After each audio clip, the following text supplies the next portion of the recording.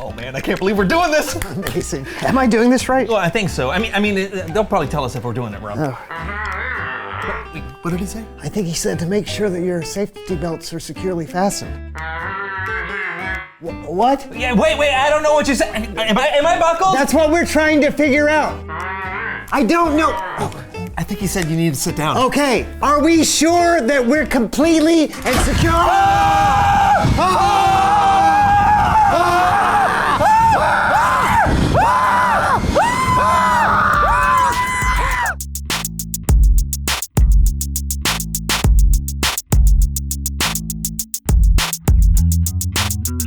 He's still there. He's doing all right. Yeah. Oh, hello everyone, I'm John. I'm Brandon, and welcome to the So-and-So Show. John, I love a good roller coaster. Oh, as do I. Wooden, steel, inverted, standing, suspended. the stomach-turning amazingness of a double flip followed by an immediate barrel roll. The whiplash-inducing euphoria of a classic wooden coaster. Ooh, do I love them. Yeah. The ups and downs and the everywheres in between. You know, but those roller coasters, they don't just happen on their own. Are you sure? Yes. Well, I think I might have to disagree. Because there was this one time I took an old shopping cart to the top of the slide at my neighborhood playground and went down, and that, my friend, is very much a roller coaster that just happened on its own. That does not sound like a wise choice. Oh no, it was a terrible idea, and I had my full body cast to prove it. Okay. Well, what about the coasters we feel safe on? Oh yeah, that must take a lot of work. I'd love to know how those are made. It's your lucky day. Please welcome someone who knows stuff. Oh!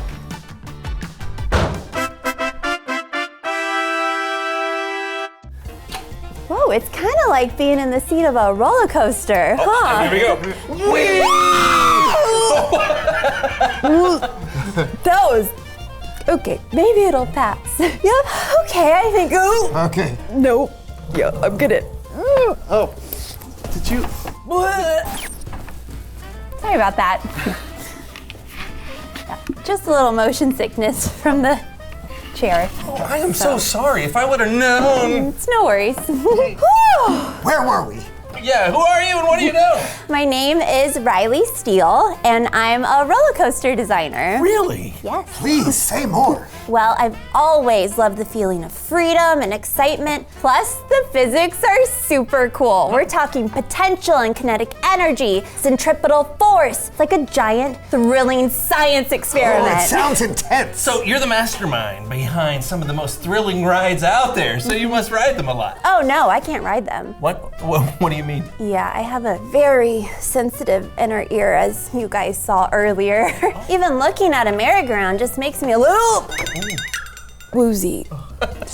There are consequences for every choice we make. If I chose to ride a coaster, I would not feel well. So I chose to design them instead. Don't you feel like you're missing out on the thrill of it all? Oh, I am thrilled by the mechanics of it all. Even as a little kid, I'd build models, study blueprints, watch simulations. I love the challenge of creating the perfect blend of thrill and safety. It's like solving a giant puzzle, but the pieces are speed, angles, and lots of G-force.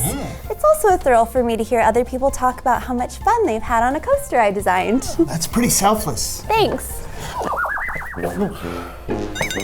Oh, I'm sorry, are these chairs supposed to swivel this they were much? getting a little tight, so we gave them a little grease earlier today. yeah, You watch know, this. aren't they great? Watch this.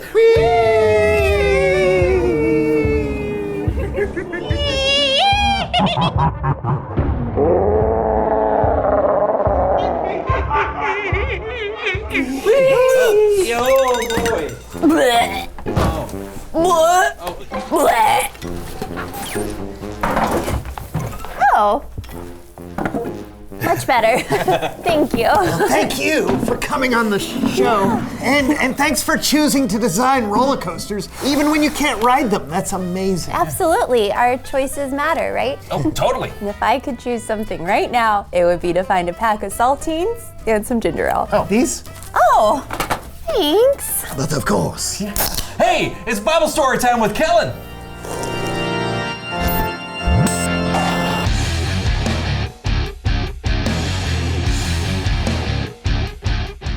Hey, Kellen. How's it going, fellas? Not bad. We're just enjoying the ups and downs of the show. Like a roller coaster. Like life. Like our story today. Yeah. Absolutely. Well, then take it away. This is a big one. And by big, I mean hundreds of years and 2 books of the Bible, 1st and 2nd Kings. Now, the Israelites had a lot of ups and downs. They were God's chosen people, but they were enslaved by the Pharaoh in Egypt. Then they were rescued by a man named Moses. Then they wandered in the desert for years and years. Then they made it to the promised land that God had promised them. After that, they had kings, some who would follow God and some who wouldn't. We'll learn about some of those kings today when we go Behind the Bible.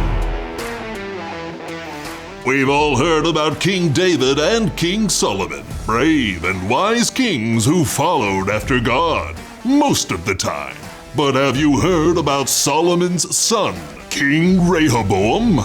When offered the chance to make a wise or unwise choice, well, when I was king, first thing these people were coming up to me and saying, Rehoboam, your father, he made us work way too hard. Make our lives easier and we'll serve you. So I talked to my father's wise advisors, and they tell me that if I make people's lives easier, they'll always serve me. And I'm thinking, okay, old dudes. But just in case, I better check with my dudes. They know what's up. I mean, they're like, nah, man, make their lives harder. Show them who's boss. So I went with my dude's advice and yeah.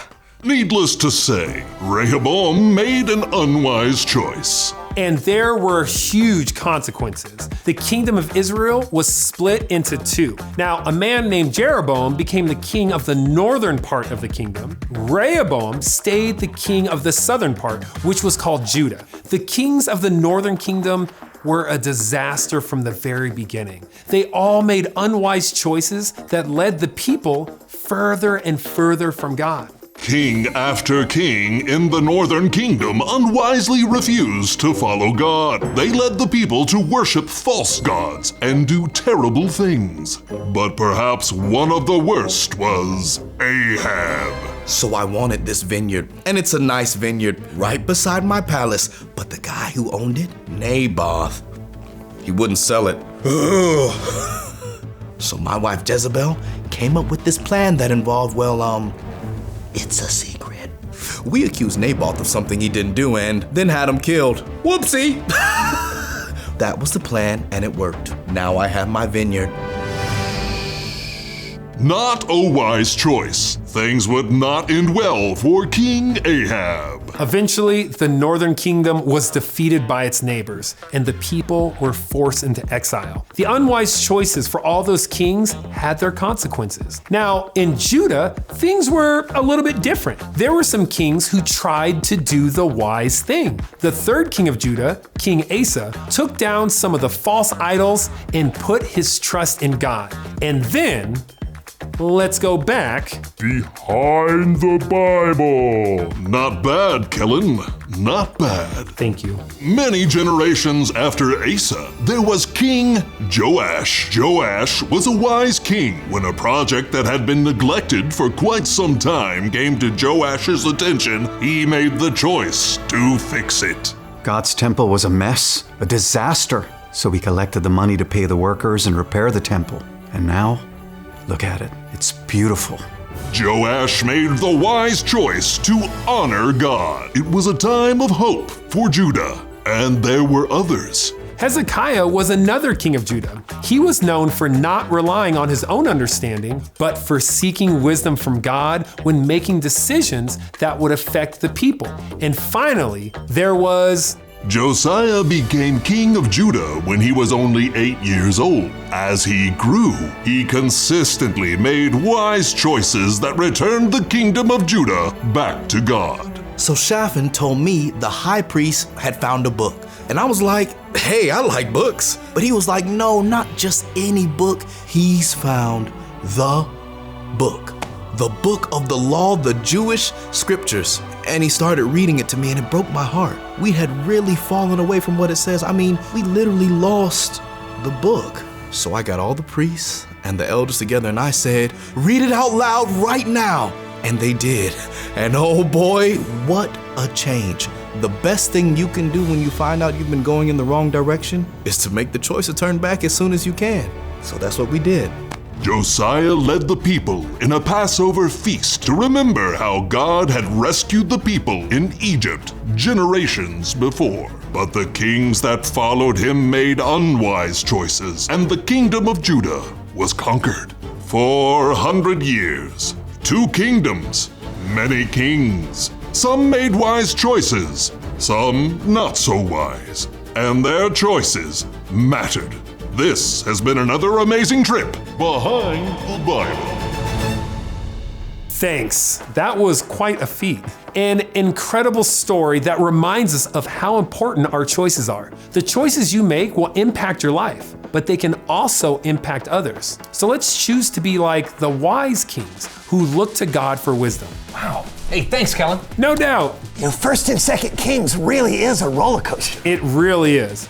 It's good to remember how the choices the kings made, both wise and unwise, affected the kingdom and all its people for years and years to come. Yeah, and I know we're not kings, but our choices are important too. Absolutely. We can learn from the stories that we read in the Bible. God even sent Jesus to show us how to love God and others with the choices we make. Remember, our choices matter. Thanks, Kellen. Hey, we'll see you next time. Later. Our choices matter. Yes, absolutely. And your choices matter too. Why, you may ask? I may. You may. All right, reveal the question. Oh, why do your choices matter? Because they affect you. And others. Yeah, the difference between a wise choice and an unwise choice can sometimes be a really big deal. Yeah, but as we've said before, on this roller coaster of life, you're gonna have a lot of choices. And if you're putting your trust in Jesus, the Holy Spirit will lead you to make the wise choice. Well said. You know what? I think that's a great place to end. A wise place to end. Nice, nice. Hey, you wanna go on a roller coaster? A real one or the roller coaster of life?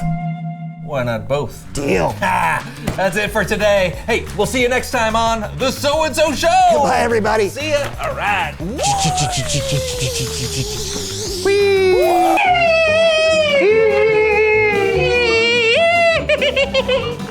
Ah!